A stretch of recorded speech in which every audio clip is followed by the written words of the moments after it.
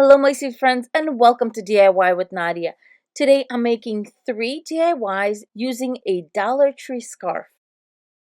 The scarf that I will be using is this buffalo check infinity scarf from the Dollar Tree.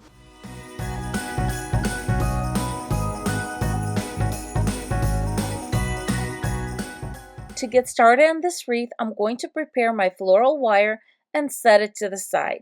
Then I'm going to find where my infinity scarf connects, and you can either cut it along the line or you can remove stitching like I did, because depending on how your scarf was sewn together, it can add an inch to the length of your scarf.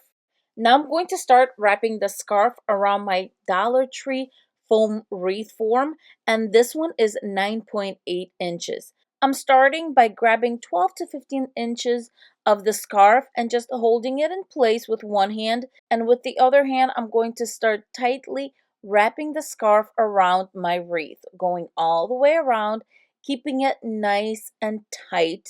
I didn't want it loose, I want it tight.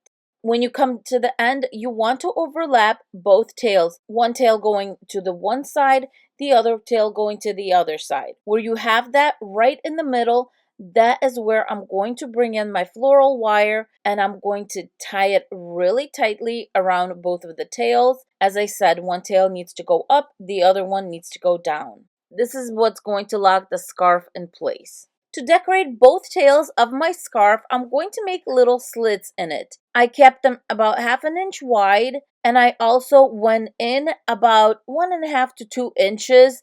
Just keep it simple. Don't make it too long. Don't make it too short. 1.5 inch to 2 inches is perfect. Next, I'm grabbing this really simple and beautiful pick from the Dollar Tree. And the first thing I did was I removed the florals that came with it. And then I grabbed the Christmas tree greenery that came with it. And I'm going to put it facing the opposite way. This way it will balance out the greenery, and then it will also cover that tail that I'm also going to trim a little bit. I cut about 1.5 inches of it later on, but I'm going to bring both sides together with a little floral wire, and you have a beautiful and elegant green background for the wreath. And I'm attaching it to the wreath right underneath where I attached the tails. Next, I'm just going to place the tails to the side and kind of play around with them, making sure they're nice and pretty. Next, I'm just grabbing a few poinsettias from the Dollar Tree, and I'm going to hot glue them right on top of the greenery, right in the middle. And this is what's going to give it that pop of white and just this elegance to this wreath. When I displayed my wreath, I realized that the greenery was just blending in with the red a little too much. So I brought it back into my studio and I dry brushed some white paint on all the greenery, the berries, the pine cones. And I'm sorry I don't have footage for this, but you will see that it turned out absolutely stunning, and that white made all the difference in the world.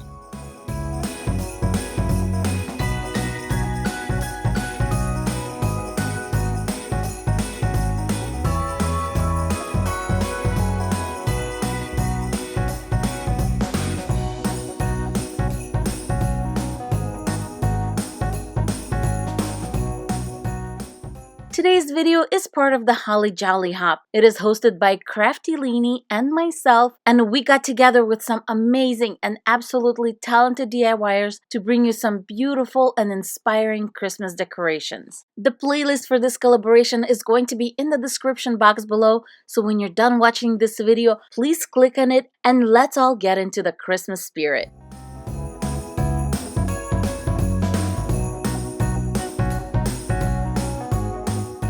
For this project, I will be using this summer jar that I got at the Dollar Tree, and the first thing I'm going to do is I'm going to remove the fruit decor. Even though I'm going to be working on the other side, I wanted to make sure my jar is flat and that I can easily cover it after I'm done with my project. I did not want to use the handle, and I wanted this project to look like a jar. So following the curvature of the jar, I'm just marking off where I want to cut the handle off. Now I'm just grabbing my mini hacksaw and I'm going to saw the handle off. After I'm done with that, of course, I'm going to smooth it out using a sanding sponge I got at the Dollar Tree. After taking the jute cord out, I'm going to paint the jar lid area in a white chalk Rust-Oleum paint and just give it one coat. This is just to brighten up the background of the jar lid. Now I'm grabbing my infinity scarf and I'm just going to cut right along the seam to separate the scarf. Next, I'm putting it on my jar and I'm going to work from the bottom up, making sure I hit the edges of the jar with my hot glue. Now I'm just marking where the top of the jar is, cutting that area out, and now I'm just making sure that all the edges and corners are hot glued, and now I'm cutting off the excess scarf from the edges of the jar. Next, I'm going to make a little wreath to put on the jar, and I'm grabbing 2 garland strands. These you can get at the Dollar Tree during Christmas, and what I'm going to do is I'm going to kind of weave a wreath.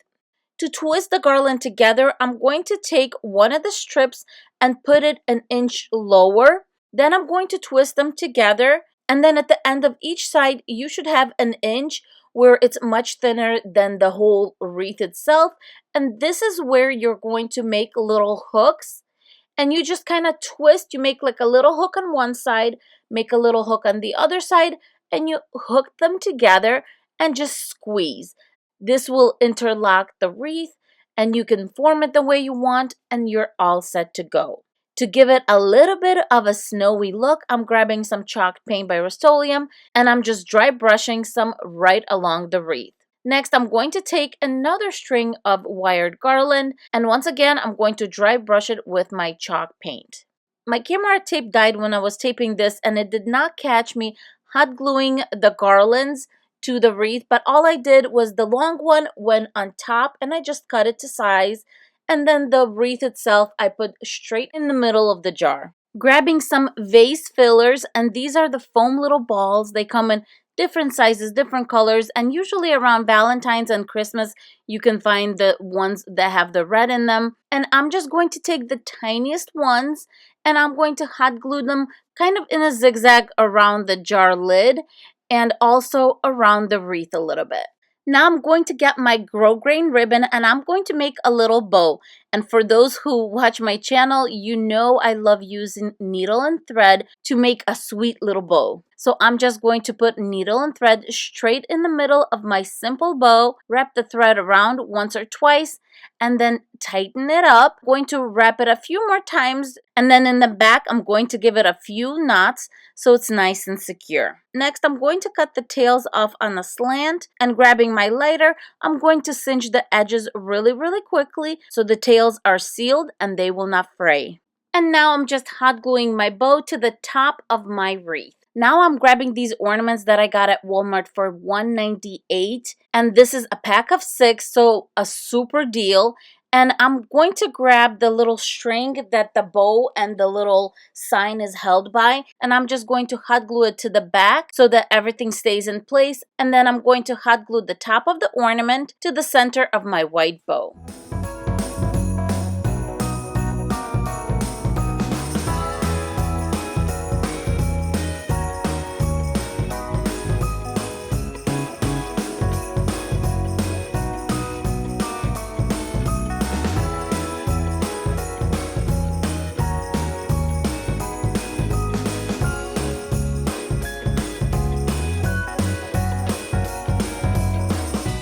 Next, I'm grabbing this believe sign that you can find around Christmas time at the dollar store, and I'm going to paint it white. And it doesn't matter if you use chalk paint just like I did or you use acrylic paint, it'll cover just the same. And the way you paint this kind of galvanized metal is you have to stencil the first layer on, and actually I pretty much stenciled the whole thing on. And so I'm going to do 2 coats. Then when it's all nice and dry, I'm going to bring in some Mod Podge and really seal all that white paint in. For this sign, I will be using this welcome one that has a little frame, and these frames used to be attached kind of in a flimsy way, but now they are glued on really badly. And as you can see, I had to remove it completely with that background paper because it was just sealed straight onto the sign. Grabbing my buffalo check scarf, I'm just measuring off how much I need and cutting that piece off. I'm not going to hot glue the bottom of the sign because I want it to stand up and I want that to be nice and smooth. So I'm starting to hot glue from the bottom of the sign and just working my way up. At this point, don't do the corners because we're going to do those at the end. So right now, we're just going to do left, right, and top. Since this is a fleece scarf, we could mold it a little bit. And on the corner, as you can see, I'm just pulling it very gently towards the back, smoothing it out, hot gluing it in place in the back. And then I'm going to do the same thing to the other side and then fold in and hot glue the sides in place. Now I'm grabbing my believe sign and I'm going to hot glue it to the top of my sign. And with my hot glue gun, I'm just going to go at the whitest parts of the letters so the hot glue does not show through. For the greenery, I'm starting off with this frosted fern that I got last year. And since I used the tips of it, I'm just going to grab scissors, cutting the tips to kind of make it look almond shaped and pointy at the top. I'm hot gluing the ferns towards the bottom of my sign and also with the tips facing out and the thickest part facing in and towards the center. Next, I'm grabbing some of these red berry twigs, and this is also from the Dollar Tree, and they have a little bit of a silver shimmer on them, and I used 2 of them on each side of the fern, and I just laid them right on top and center of the fern and hot glued them in place. Next, I'm grabbing a cotton flower bud, and these come in a set of 3 or 4 at the Dollar Tree, depending on how small or big they are. And I'm going to remove the metal wire in the back, which is usually helpful, but in this case, it would have been in my way. And I just gave a big dollop of hot glue to the back of my little cotton flower and hot glued it to the center of my greenery.